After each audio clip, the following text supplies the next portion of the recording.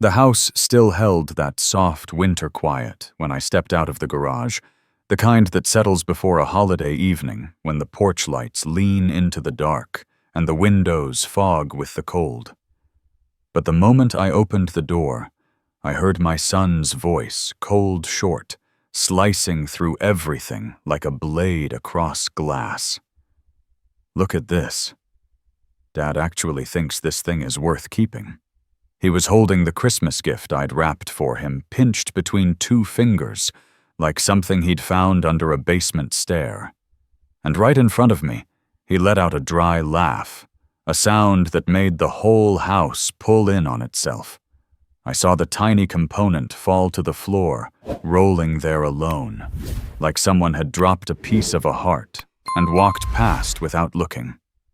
I stood in the doorway, winter air curling around my wrists, and I didn't say a word. Not because I was weak, but because in that moment I understood one thing. What gets dismissed today will speak for itself soon enough. The house held that soft winter quiet when I stepped out of the garage, the kind that settles before a holiday evening, when the cold presses close to the windows, and every porch light in the neighborhood looks like it is leaning into the dark.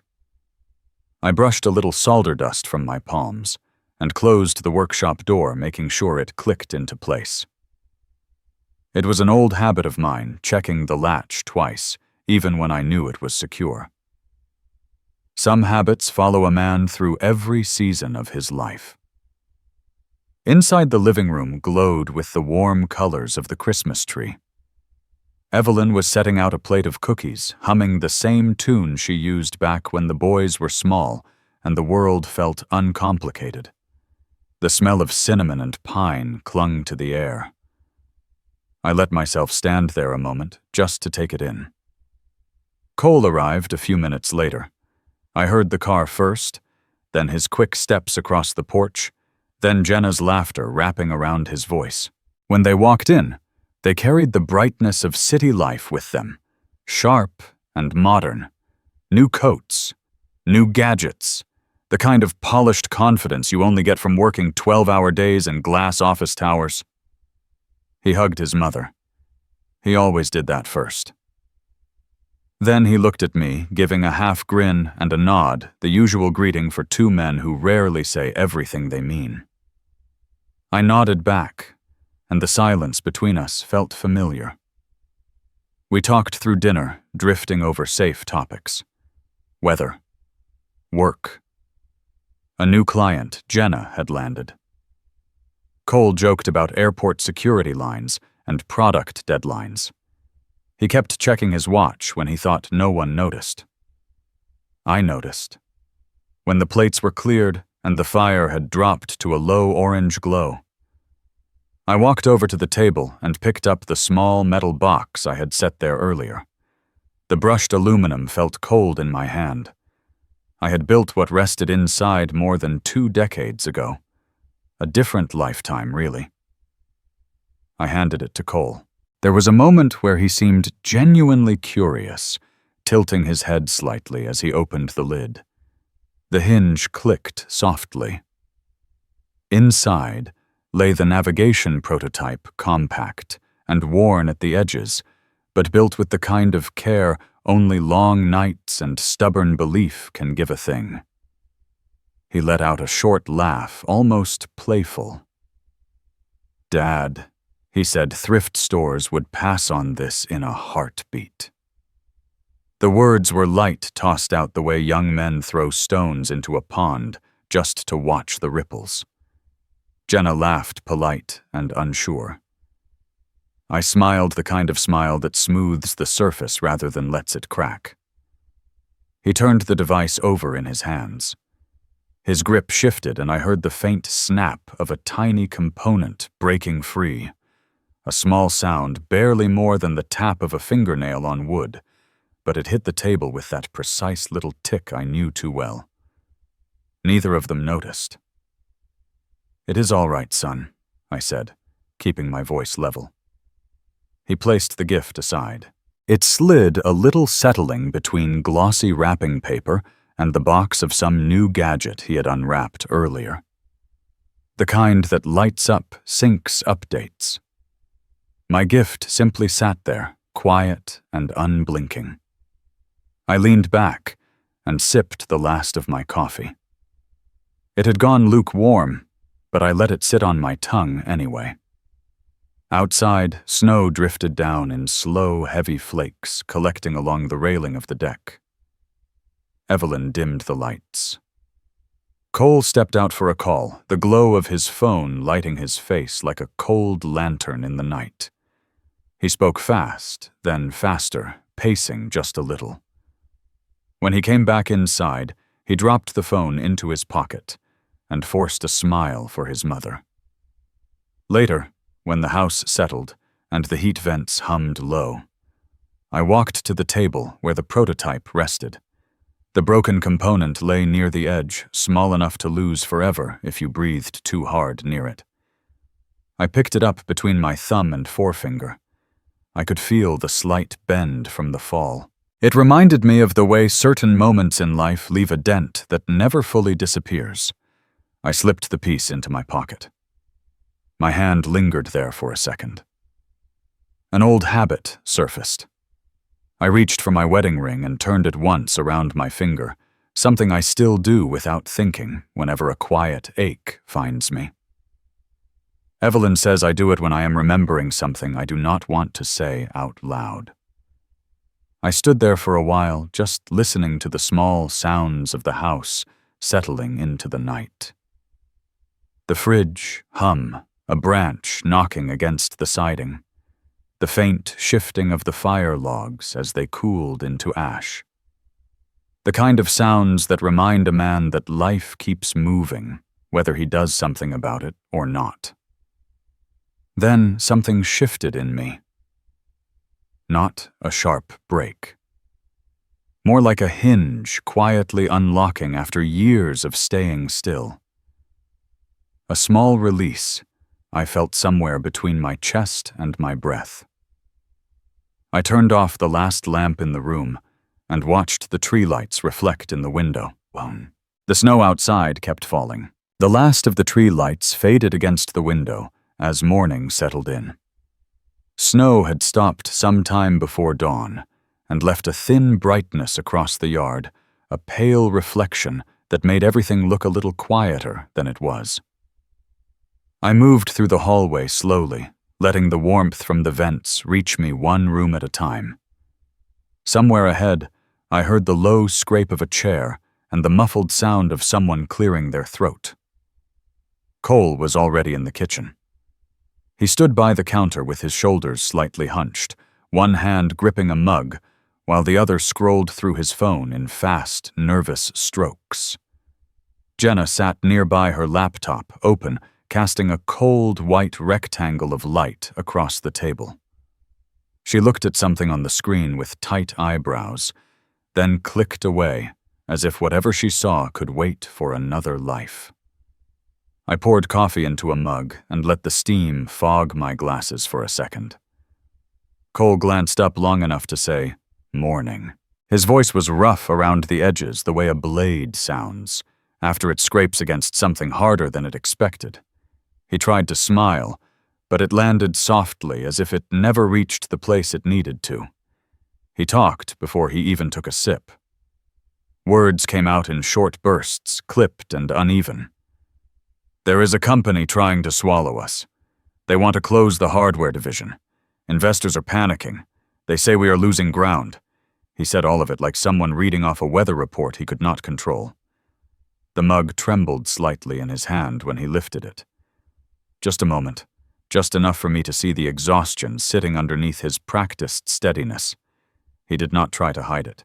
He simply wore it the way younger men do, pretending it is just part of the uniform. I sat across from him. The chair creaked in a familiar way, the kind of sound that belongs to a house lived in, long enough to carry its own memories.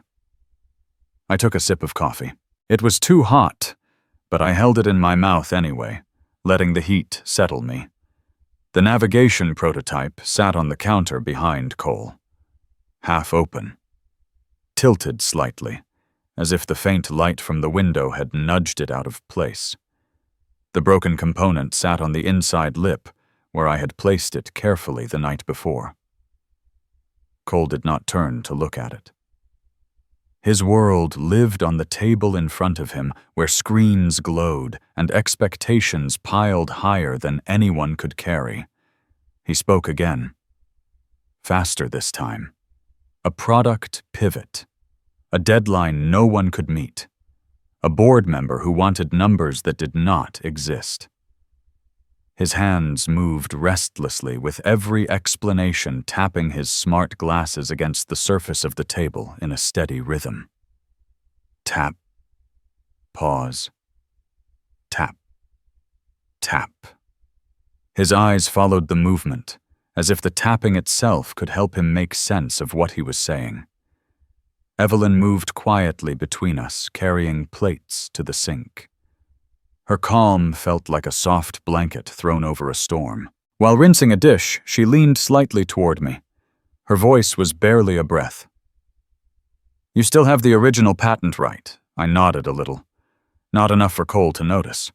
Those papers had not seen daylight in years, tucked into the drawer of my workshop like old promises. Cole kept talking. The words tangled. He was trying to explain everything at once. I watched him for a moment. His face had a kind of tightness that did not belong to a man in his 30s. His shoulders were up too high. His jaw clenched in short pulses every time his thoughts jumped. I decided to try something. It was small. Barely a gesture. "You sleeping at all these days?" He paused, just long enough for me to think he might actually answer in a real way. Then he said he was fine. His voice too quick, too neat. He cut the answer short. It fell flat between us, thin as a paper wall. He did not mean to shut the door, but the door shut all the same. For a moment, his eyes drifted toward the window. Snowflakes clung to the outside of the glass like tiny white seeds. He stared at them the way a man stares at something familiar that he cannot quite touch anymore. Then his phone buzzed in his pocket, and the moment vanished like breath on cold air. He stood up and pressed the phone to his ear. His voice dropped low as he walked away. The hallway swallowed the rest. The kitchen felt larger without his voice filling it. Empty in the way rooms feel empty when someone takes their worry with them, but leaves the echo behind. Evelyn finished at the sink and came to sit beside me. Her hand found mine. She squeezed gently. Her eyes moved from me to the prototype, then back again. A look that said things I was not ready to speak out loud. "He wants to do well," she said, her voice soft and steady, "but he is running too fast to see where he is." I took a slow breath. The kind you take when you try to steady more than your own heart. My fingers brushed the edge of the mug. It had already cooled. Cole returned a few minutes later with his shoulders lower, his face tightened by whatever he had heard. He apologized for stepping away. Sat down. Picked up his mug. Set it back down. Looked at the table as if trying to remember where he had left himself. He reached for the sugar, but stopped halfway. His hand hovered for a second. Then he let it fall. A small gesture. A quiet surrender. He did not look up. The morning light shifted across the countertop, moving slowly toward the prototype. When it touched the metal edge, a thin line of brightness ran along it like a pulse waking under the skin. Cole did not see it. His eyes were somewhere else entirely. I watched the light for a long breath. It lingered, then faded as the sun moved behind a passing cloud. Cole rubbed the bridge of his nose with 2 fingers. His voice cracked when he finally spoke again. "Dad, I am trying." It came out barely above a whisper. Not an apology. Not a confession. Just a piece of truth that slipped free before he could catch it. I nodded. Not to answer him. Just to hold the moment steady so it did not break. The room grew quiet again. The kind of quiet that has weight. Snow began falling once more, soft and slow, drifting past the window in a way that felt almost deliberate. I watched it settle on the sill. Each flake landed silently, then melted into nothing. A small disappearing act that felt strangely familiar. Cole looked toward the window, too. Only for a second. His eyes softened almost boy-like, then turned away before the softness could stay. The morning moved on, the house breathed, the quiet sat with us like a third presence at the table. And somewhere in that stillness I felt the distance between us. A distance you cannot measure with miles or time. The kind that grows inch by inch, until one day you realize it is there, waiting to be crossed. The snow outside kept falling. The stillness in the garage wrapped around me the moment I stepped inside. It was the kind of quiet that settles after snow, when the world feels muted and slower than usual. The cold held steady along the concrete floor, moving through the soles of my shoes, as if reminding me I was standing somewhere between the past and the present. Light from the small window above the workbench fell in a thin white stripe, catching dust in slow motion. I closed the door behind me and stood for a moment, letting my eyes adjust. My tools lay where I had left them. A wrench slightly angled, a row of screwdrivers arranged from tallest to shortest, an old soldering iron resting on a scorched square of metal. Each object carried a memory I had not visited in years. There was a comfort in their order, a reminder that some parts of my life stayed exactly where I placed them. The phone in my pocket vibrated once. Then again, persistent enough to pull me out of my thoughts. I pulled it out and looked at the screen. Martin Kessler. I had not seen that name light up my phone in a long time. Long enough that my breath paused before I answered. He spoke the moment he heard my voice, his tone quick and low with urgency. Luther SkyVector is looking for early navigation modules, the ones from the first generation. They want yours. The words settled heavy in the cold air. I leaned against the workbench, grounding myself with my palm pressed flat to the wood. It felt like someone had taken a match to a part of my memory I had locked away. I opened the drawer beneath the bench. The old metal handle was cold in my hand. Inside lay the trace of a whole life I once lived.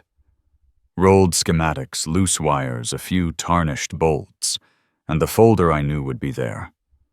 I pulled it out carefully, as if it might crumble from age. The patent paper was yellowed at the edges. My handwriting looked younger, more certain, carrying the kind of confidence only long hours and quiet determination can give a man. I traced my name with my thumb. Luther J. Grant, 1997. Martin kept talking, his voice carrying both excitement and something heavier. Their low-orbit satellite program hit a flaw. Drift issues. The same one your design corrected years ago. They need your work, Luther. They finally need what they missed. I let out a long breath. The garage felt smaller, the cold sharper. I rested my hand on the blueprint, letting the lines and symbols pull my mind back to those nights when I believed in that future more than anything. I asked quietly, almost as a formality, "Who is leading the program now?" A pause. That small, knowing silence between friends who have lived through the same fire. "The one who dismissed your design," Martin said. "The one who said your numbers were off." He is running the whole thing now. Something moved inside me. Something old that had settled beneath years of dust. It did not burn. It did not sting. It simply rose, steady and undeniable. Martin went on. They are ready to pay. Real money this time. 7 figures. More depending on how desperate they get. I barely heard the number. My mind was caught somewhere between the weight of the blueprint under my hand and the sound of my own breath echoing off the garage walls. It was not anger, I felt. Not vindication, either. Just a quiet realization that life has a way of circling back, bringing the truth in its own time. A glint on the floor pulled my eyes downward. Near the leg of the workbench lay the loose component from the prototype Cole had held the night before. I bent down and picked it up. It was lighter than I remembered. I turned it between my fingers and felt a faint bend where the metal had given under pressure. I placed it gently on the workbench beside the blueprint. 2 pieces of the same story, separated by decades and one careless moment. The past and the present sitting together beneath the same strip of winter light. Martin's voice softened. Luther, you were right. They know it now.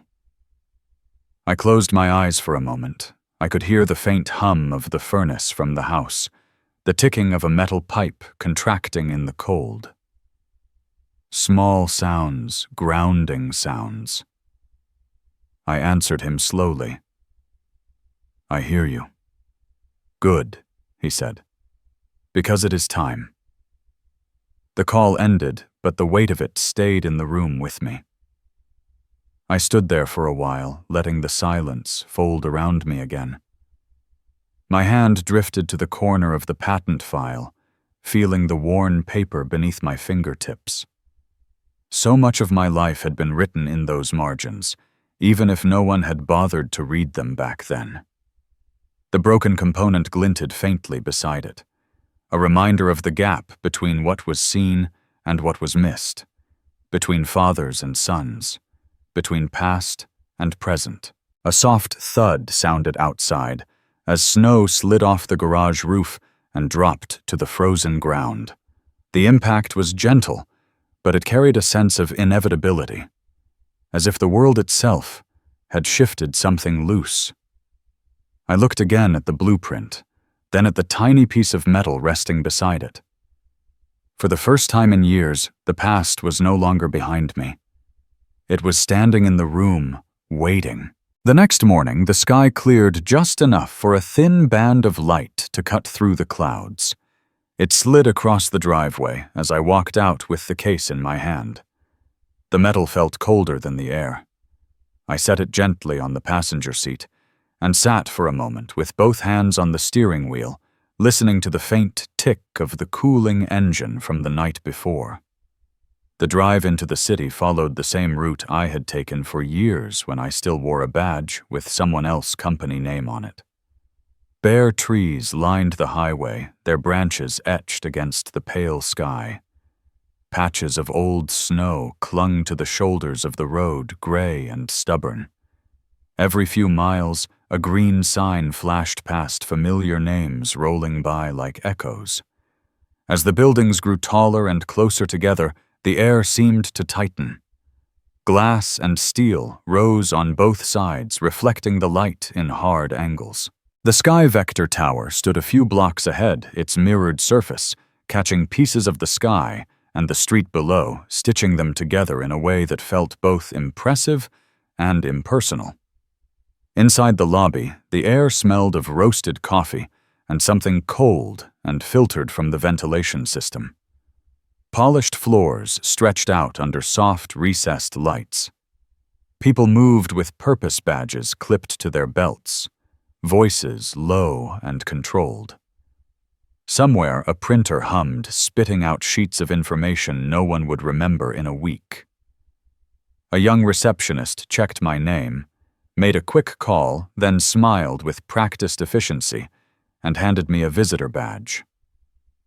The plastic felt light in my hand, nothing like the heavier tags I used to wear, but it still carried the familiar weight of permission. An assistant in a dark blazer led me down a hallway lined with glass offices. Screens glowed on every desk. Charts, code, orbital diagrams that would have made me lean closer once. I watched them without slowing the reflection of my own face passing over each pane as we walked. She opened a door near the end of the hall and stepped aside. The conference room looked out over the city.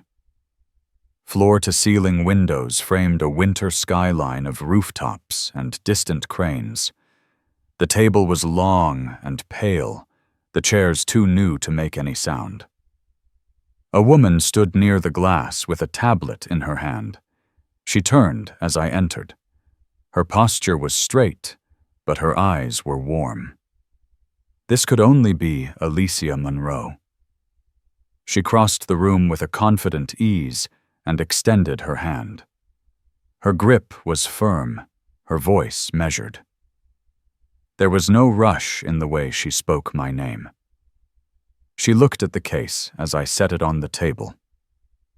There was a specific kind of recognition in her gaze, the kind that belongs to someone who has read the file and actually understood it. She said my design had been ahead of its time. She did not raise her voice or search for the right word. She simply stated it, and the air in the room shifted a little. For a moment I just watched her. Not out of suspicion, out of quiet surprise. It had been a long time since anyone in a room like this spoke to me with that kind of respect. The door opened again. Another set of footsteps entered slower and heavier. I did not need to turn to know who it was. Some people exist in your memory like a photograph you never quite manage to throw away. I looked anyway. He had aged, of course. The hair-thinner lines deeper around the mouth shoulders not as straight as they once were. But the eyes were the same. Quick calculating, carrying that habit of measuring everything in reach.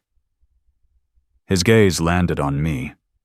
It widened by a fraction, then narrowed back into the polite shape of a man greeting a stranger. He nodded, spoke my name like a question instead of a fact.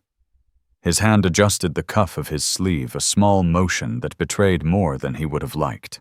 I opened the case with slow hands.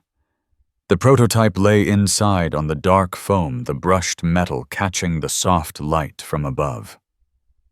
I lifted it out and set it in the center of the table. Then I laid the patent file beside it. The paper looked older in this modern room, but the lines on it were precise. My name at the bottom stood out in darker ink, as if it had waited for this moment. The CTO glanced at the documents, then at the module, then at me. His jaw tensed, the muscle jumping once near his ear. Alicia saw it. I could feel her attention pick up another thread in the room. She asked me to walk her through the original concept. Her questions were clear and specific, focused on the way the design corrected drift, on how the algorithm compensated for interference in low orbit. As I answered, I felt the old muscle of explanation wake up inside me. I spoke calmly, not selling anything, just laying out the truth the way it had always been written. She nodded slowly, as she listened, her eyes sharpening, not in challenge, but in appreciation. When she glanced at the CTO, it was not for permission. It was to note his reaction. He interrupted once, offering a technical objection that sounded almost like a reflex from years ago. Something about the feasibility at scale. I saw the flicker of doubt in his own eyes as he spoke. The words did not fit this room as easily as they had fit the last time. I answered him plainly. No edge, no heat, just numbers and function. The explanation left no real room for argument. The silence that followed felt heavier on his side of the table than on mine. After a few more questions, Alicia leaned back, her decision already made. She said their team had reviewed similar approaches, but none had addressed the core issue as elegantly. The word sat quietly between us. Elegant. She looked directly at me as she said it. Then came the offer. $1.2 million for full rights and continued consulting. Her tone did not carry drama. She said it the way one engineer speaks to another about a necessary component. I let the number sit in the air without reacting. I looked down at the patent file, then at the module. Then back at them. I said I would agree on one condition: my name and Martin Kessler in the technical credits, in the official documentation. No omissions.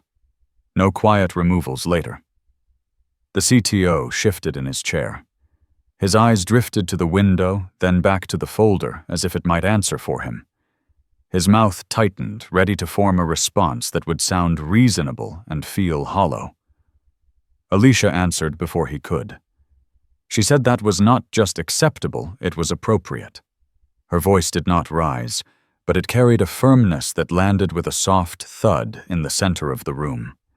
She turned her head slightly toward the CTO, and for a second the power balance in that glass box tilted. He cleared his throat, nodding along his agreement a half step behind hers. The lines at the corners of his eyes deepened. He knew this was not his victory to claim. I closed the patent folder gently. My fingers rested on the edge for an extra beat. I did not reach for a pen. I did not ask for more time than necessary. I simply allowed the pause to exist. The CTO asked if there was anything unclear. His voice tried to sound casual, but I heard the strain under it. The part of him that wanted this over quickly wrapped and signed and filed away. I said everything was clear. Then I added that I would take the evening to consider. Not because I doubted the offer or the terms, because I had lived through what it meant to sign something too quickly in a room like this. Alicia accepted that without flinching. She promised to have her legal team prepare revised documents and have them ready whenever I felt ready to move forward. She did not push. She did not sell. She simply extended the decision back to where it belonged. I rose from my chair and closed the case. The click of the latches sounded louder than it should have. For a moment, none of us spoke. I thanked Alicia for her time. When I said it, I meant more than just the hour in the conference room. I meant the way she had looked at the work, the way she had heard it. The CTO offered his hand as we moved toward the door. His grip was firm, but I could feel a tension in his fingers, as if they were holding on to something that no longer belonged to him. He said he was glad we could reconnect. His eyes slid away before the sentence finished. Out in the hallway, the air felt different. The hum of the building returned distant conversations and the soft beeping of unseen machines. As I walked past the glass offices, I caught my reflection layered over rows of younger faces bent toward their screens. At the elevator, I stopped and looked out through a narrow window that faced the city. The streets below were thin lines of movement cars feeding through intersections in quiet patterns. Sunlight hit the side of the tower across from me and bounced back in a pale band that landed right on the case in my hand. For a second, the metal flared softly, a narrow streak of light sliding along its edge. Then the cloud cover shifted, and it faded. I stepped into the elevator as the doors opened. The cabin hummed as it started to move, a low vibration running up through the floor into my legs. I let my hand rest on the top of the case palm, open fingers still. Somewhere above the room I had just left stayed full of glass and light and the unsettled weight of an old story finally being told straight. The numbers above the door changed one by one. The building breathed. And I rode the elevator down, feeling every inch of the distance between where I had been and where I stood now. The elevator ride stayed with me longer than the building itself. By the time I pulled into our driveway, the sky had shifted into that flat winter gray that makes everything look closer and farther away at the same time. I sat for a moment with the engine off, watching my breath fog the inside of the windshield, the prototype case resting on the passenger seat like a quiet witness. Inside the house, warmth wrapped around me, carrying the familiar smell of coffee long finished and something Evelyn had baked earlier. I set the case on the sideboard in the hallway, ran my hand once over the metal, then left it there. Some things needed to sit in plain sight for a while. I woke before dawn the next morning, not from an alarm, just from the kind of restlessness that knows the night has already given everything it can. The house was still. I could hear the faint ticking of the kitchen clock down the hall, the gentle rush of the furnace pushing warm air through old vents. I made coffee and carried a mug to the table with the patent folder tucked under my arm. The light above the table cast a small circle around me, leaving the rest of the kitchen in soft shadow. I opened the folder and spread the papers out, smoothing them with my fingertips. The diagrams stared back at me, lines and numbers and notes scribbled in the margins, all of it written by a man who believed in something enough to lose sleep over it. Decades of silence settled over my chest, not heavy enough to crush, but firm enough to remind me they had been there all along. I ran my thumb along my name at the bottom of the first page. The ink had faded a little, but the curve of each letter was still strong. My breathing slowed. Footsteps moved down the hallway, softer than usual. Cole appeared in the doorway, hair still damp, eyes ringed with a tiredness that sleep had not managed to erase. He paused when he saw the papers on the table, then looked away, almost too quickly. "Morning," he said, his voice low and rough. I nodded. "Morning." He stepped to the counter and reached for a mug. His hand hesitated halfway, then dropped. He stood there for a second, staring at nothing in particular. Shoulders slumped in a way that did not belong to the boy I once carried on those shoulders. He cleared his throat. "Things at the company are complicated." He tried to say it like a casual update, the way people mention weather or traffic. But the words sat in the air heavier than that. I could hear the strain hiding just behind them, the tightness in his jaw as he spoke. I wanted to ask what complicated meant. Wanted to ask if he was in trouble, if he felt it slipping away, if he needed help. The questions lined up behind my teeth, ready to move, then held there. Sometimes a man already knows the answer, and asking only forces him to tell a truth he is not ready to hear. I stood and poured him a mug instead. The steam rose between us in slow curls. I handed it to him. His fingers wrapped around the ceramic like he was holding on to something solid for the first time that day. He looked at me for a brief second. In that look I saw more than he said. Then he dropped his eyes to the coffee. "Thanks," he murmured. He took one sip, barely enough to taste, then set the mug down. "The call," he said, "is in 10 minutes. He tapped his pocket where his phone rested, then turned and walked back down the hall. He almost turned once, as if about to say something more, but the moment passed, and his back was all I saw. The house settled into quiet again. I sat back down and let my hand rest on the patent pages. The clock on the wall ticked each second into existence, small and steady. Outside, the first snowflakes of the day began to drift light against the glass, barely visible, until they caught the light. Late in the morning, Evelyn came in from the front yard, cheeks slightly pink from the cold. She held her phone tightly the way people do when it carries something heavier than a simple message. She did not sit right away. She stood at the corner of the table, eyes moving from the papers to my face. "Luther," she said, her voice soft. "I want you to see this." She slid the phone toward me. On the screen, a news site had opened. The headline sat just below a banner ad. SkyVector leak. Grant Kessler. Prototype could save failing satellite program. Underneath, a smaller line carried my name again. No abbreviation, no typo. I stared at it longer than I should have. Not because I could not read it, because I could. Something loosened inside me. Not joy, not triumph. Just a release like air leaving a room that had been too tightly sealed.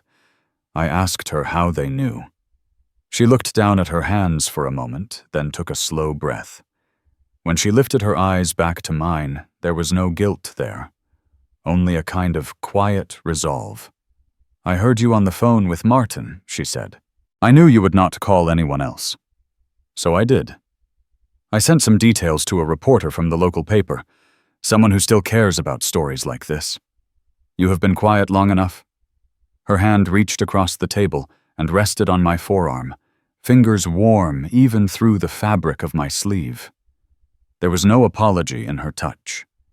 Just love, tempered by years of watching me choose silence over recognition.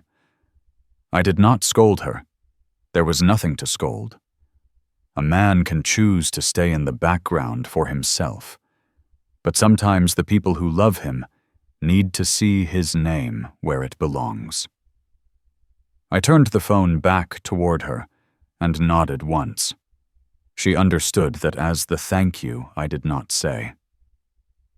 The rest of the afternoon moved in slow frames. The article began to spread. Martin called and laughed in that half-surprised way, saying it was about time. My email pinged with messages from names I barely remembered. Engineers, old co-workers, a professor from years ago who wrote simply that he was glad to see the record straightened. I closed the laptop and let the messages sit unanswered. There would be time for that later. The prototype case sat open on the counter. The module rested in its foam cradle, its metal surface catching whatever light moved through the room. Every so often my eyes drifted to it as I passed, the way you look at an old photograph that has finally been put back into the right frame. Cole came home after dark. The cold clung to his coat, and his hair was damp around the edges from melting snow. He stepped into the kitchen, shook the last flakes from his shoulders, then stopped when he saw the phone on the table, the article still open on the screen. He moved closer slowly, as if the words had a weight he could feel from where he stood. His eyes scanned the headline. Then my name. Then the photo the paper had used of the prototype taken from a file I had not known anyone still had. His face did not change quickly. A flicker of surprise. Then confusion.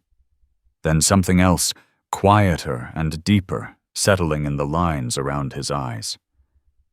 He looked from the screen to the patent pages still lying on the table. His gaze moved over the diagrams, the notations, then rested on my signature. His jaw worked once, as if he were trying to swallow something too large. He asked if this was real. The words came out thinner than he meant them to. I said it was. He looked at the prototype on the counter, the same unit he had turned over in his hands nights ago, laughing without meaning harm, and causing it anyway. He stepped toward it, reaching out, but stopping an inch away, as if afraid that touching it now would change something he was not prepared to face. I watched his hand hover there, fingers slightly curled. Then he drew it back and slipped his hands into his pockets. The silence between us felt different now. Not empty, not cold, just dense, full of questions, crowding too close to be spoken all at once. He pulled in a breath. Let it out slowly. His eyes met mine for a brief second. In that look, I saw the beginning of something. A crack in the wall he had built between the life he lived and the life he came from. He opened his mouth as if to ask something, then shut it again. The words were not ready. Not yet. Outside, the snow was falling harder, filling the yard with a soft, white layer that blurred the edges of everything it touched. Inside, the light from the kitchen lamp cast a warm circle over the table. The patent lay open, my name visible at the bottom of the page. I reached out and pressed the paper flat with my palm, feeling the faint texture of the ink under my skin, feeling the weight of the moment settle between us. The quiet held. And for the first time, it did not feel like an absence. It felt like the space right before something turns. The house held a quiet warmth after Cole stepped inside the night before, a warmth that lingered long after he walked down the hall. Even as the furnace hummed and the last of the snow slipped off the eaves, something in the air felt unsettled, like a breath waiting to be released.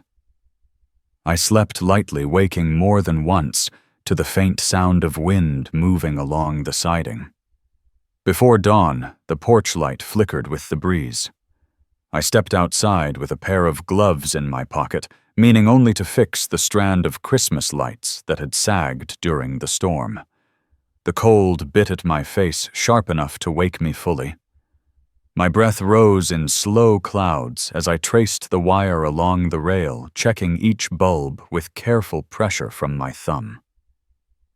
A car turned onto our street, its engine low and cautious. I did not look up right away. Instead, I kept my fingers on the wire, letting the cold press into my knuckles. The crunch of tires on snow grew louder, then stopped. A door thudded closed. Footsteps started hesitated, then continued toward the house. When I finally lifted my eyes, Cole stood at the bottom of the steps, hands buried in his coat pockets. His shoulders were drawn and his breath pale in the early light. He looked up at me, then down again as if deciding whether to speak or turn back to the car. He climbed one step, then paused, then another. His voice came out rough. "Dad, can we talk?" The words hung there, already fragile.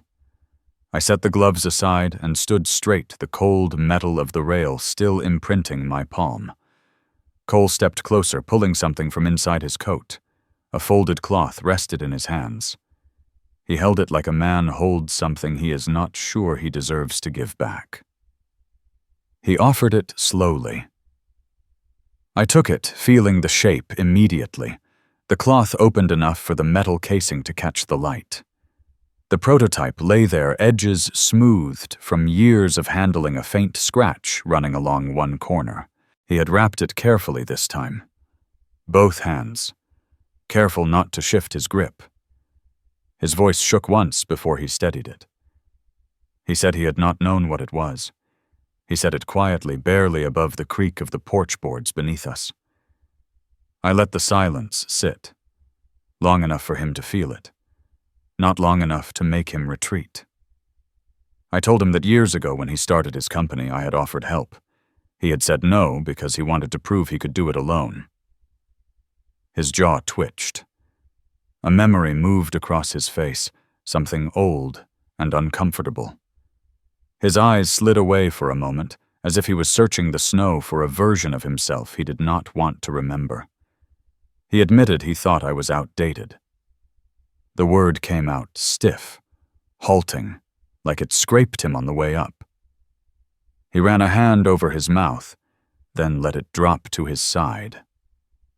I said he had seen speed, that the world he lived in trained him to measure worth in how fast something moved. But value, real value, is slower. It builds in layers, sometimes invisible until someone looks closely enough. He leaned his back against the porch post. Snowflakes clung to his hair and melted slowly down the sides of his face.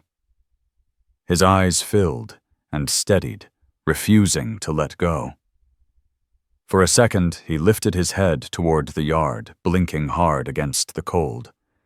His voice thinned when he spoke again. "I'm sorry, Dad." The apology vibrated in the air between us, faint but unmistakable. Not a performance, not a request for forgiveness. Just truth, finally spoken. I felt an old ache stir in my chest, a pulse of something I had held down for years. Not anger, something quieter. The shadow of nights when he rushed past me without looking. The memory of his voice dismissing my advice. All of it rose, then settled just as quickly. He shifted on the step. One foot slid back as if he might retreat, but he caught himself and stayed still. The hesitation said more than his words.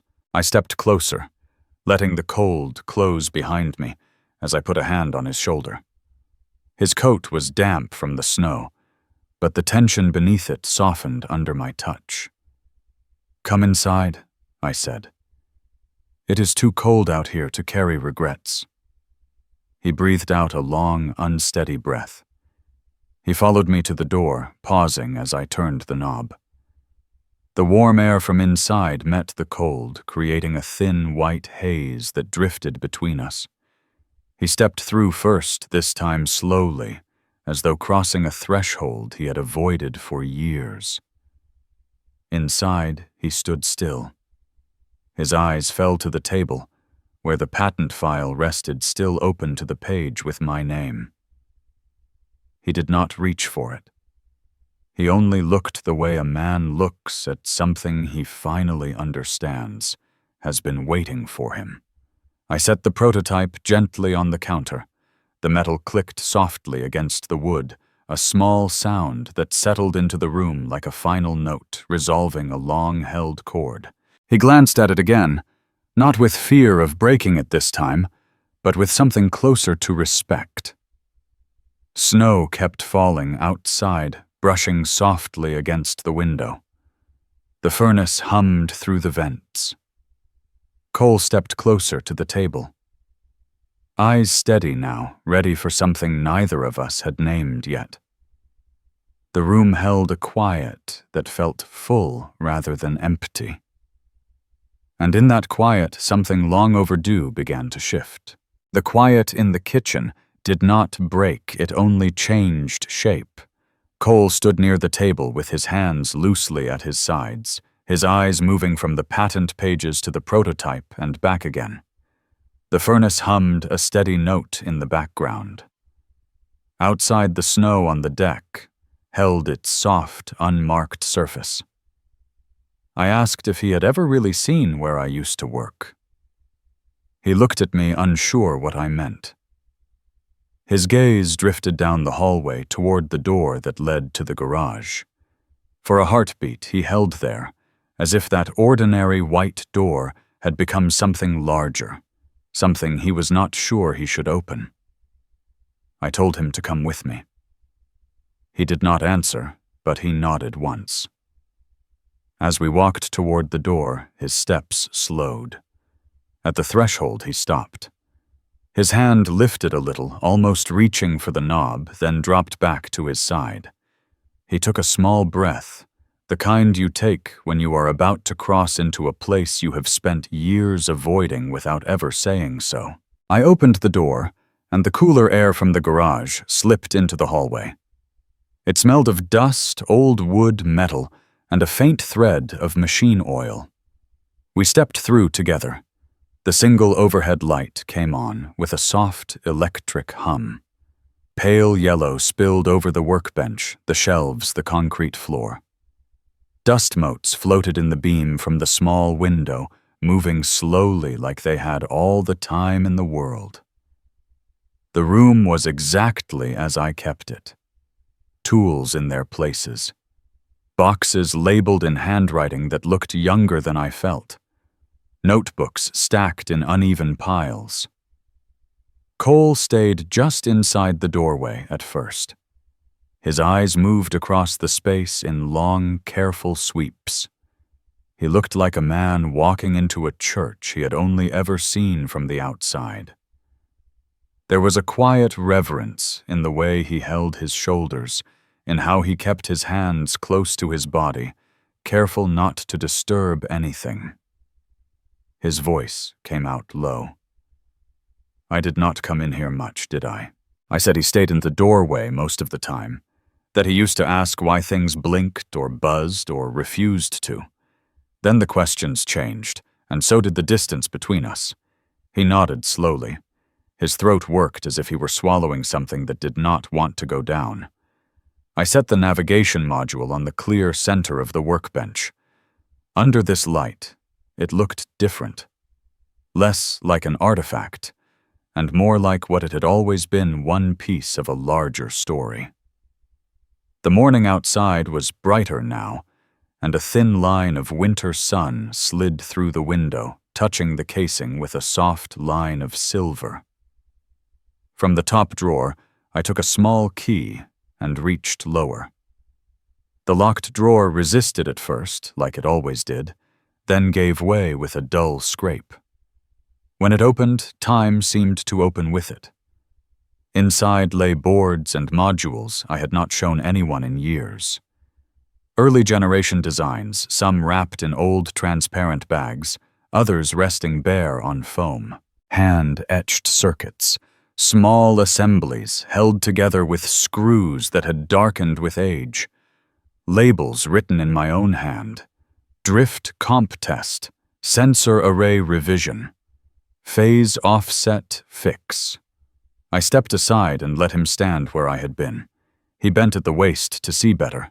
His hand reached out, stopped above a board, fingers hovering just above it, as if some old rule told him to look but not touch. He finally picked one up by the edges, turning it slowly, eyes tracing the lines of solder and the pattern of metal. He exhaled a long sound that almost carried a word with it, but did not. "Dad, why did you never push these?" he asked. "Why did you not take them as far as they could go?" The question was not an accusation. It was something closer to grief, directed at a story he had never heard. I leaned back against the bench. The wood was familiar beneath my palms. I told him I was tired of fighting battles that had nothing to do with solving problems. Tired of watching decisions made in rooms where truth came second to ego.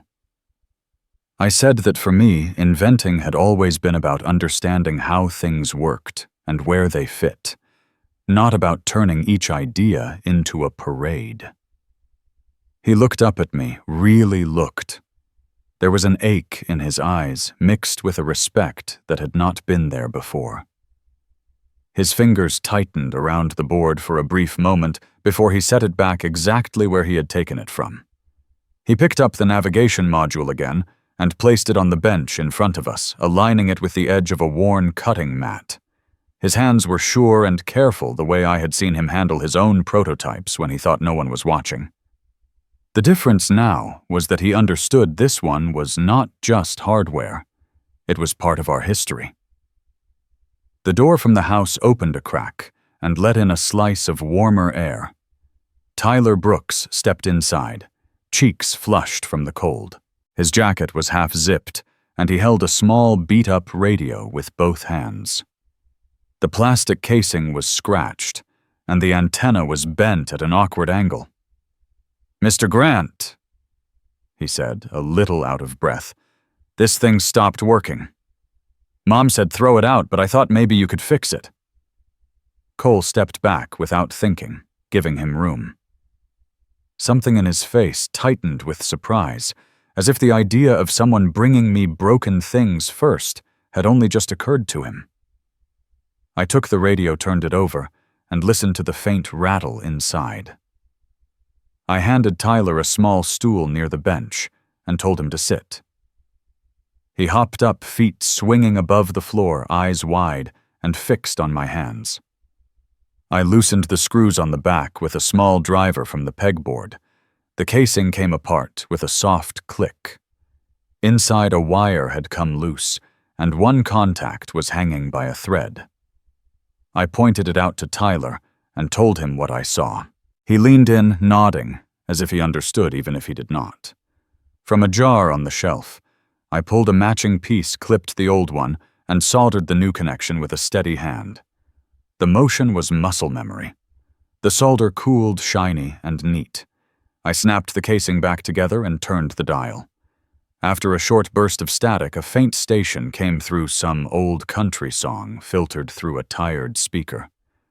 Tyler grinned, as if the whole world had just shifted. He thanked me quickly, clutching the radio like a small victory.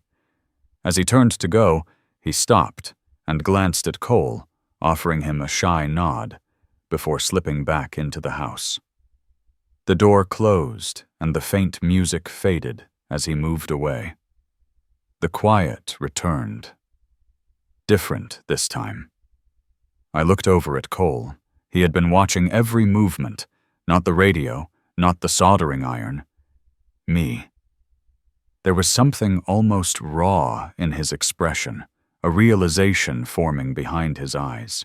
He said more to himself than to me that he had spent years building things for people who would never know his name, while I had been fixing things for people who would never forget mine. The words were soft, almost swallowed, but I heard them. I did not answer.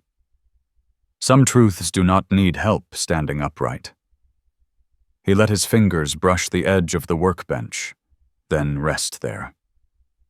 His eyes moved again over the drawer, the shelves, the notebooks with edges curled from time. I saw a small wince pass across his face, the kind that comes when a man realizes just how much of someone he loves he has not bothered to know. He drew in a breath and held it, as if steadying himself on something unseen. Then he spoke barely louder than a whisper. "Can you teach me?" 3 simple words, but they carried all the weight of missed years and quiet pride and the slow unwinding of distance. He did not dress them up. He did not look away when he said them. He stood there in this middle of the room he had never really entered, waiting for an answer. My hand rested on the workbench, fingers close to the module. I felt my own breath slow. The dust in the light moved at its same unhurried pace. Outside, the wind brushed against the garage door and then passed on. I looked at him and let the silence hold for a moment longer, long enough for him to feel that I was not saying yes out of pity or out of obligation, but out of choice. Then I nodded once. His shoulders dropped a fraction, as if some invisible weight had shifted position. The room did not suddenly brighten. The shelves did not rearrange themselves, yet everything felt slightly different. The navigation module sat between us on the bench, quiet and still, waiting for the next pair of hands to learn its language. The room felt different after he asked me to teach him quieter in a way that reached deeper than the silence itself. The dust in the light kept drifting steady and slow, as if marking the pace of something inside us finally settling. I stayed there a little longer after he went back into the house, letting my hand rest on the workbench while the cold pressed faintly against the garage door. It was a stillness I had not felt in years. Morning came soft and pale, the kind of winter morning where the world seems wrapped in a quiet layer of light. I stepped into the kitchen and found Evelyn already moving about her robe, brushing lightly against the floor, the smell of coffee easing into the room. The windows carried that soft gray glow that only snow can hold. It was Christmas Day, though it announced itself gently. On the shelf near the table, the navigation module sat with a small reflection touching its side. It looked like a part of the house now, not an artifact from another life. I poured a cup of coffee and let the warmth reach my fingers. Outside, a car slowed and stopped. There was the muted crunch of snow, a door closing, then a brief pause before footsteps reached the porch. I opened the front door, and cold air touched my face. Cole stood there with 2 coffees in his hands. His breath rose in thin trails. His shoulders eased the moment he saw me. "Brought you the good kind," he said, his voice quiet, carrying something new inside it. I took the cup and let him step past me. He looked around the house like he was stepping into a memory he had left alone for too long.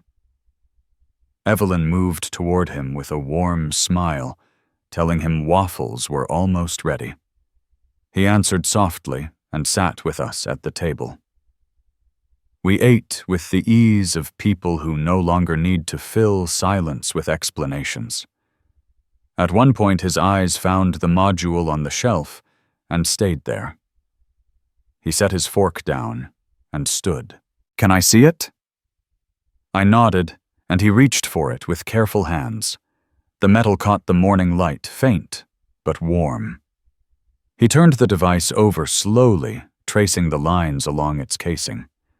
There was something thoughtful in the way he held it, as if seeing more than the surface.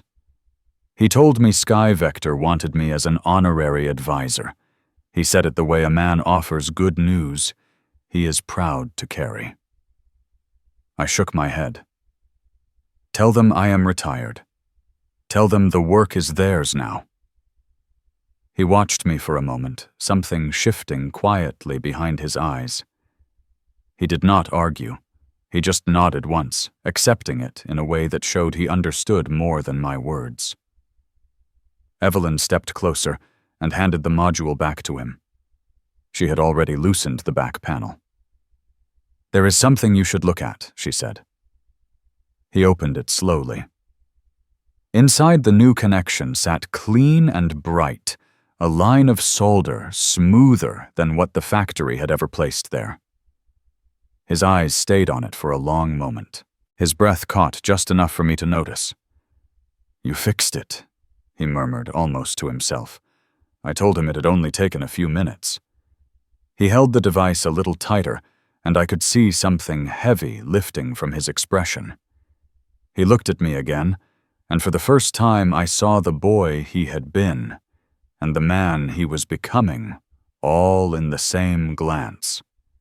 He placed the module gently back on the shelf, aligning it with quiet care.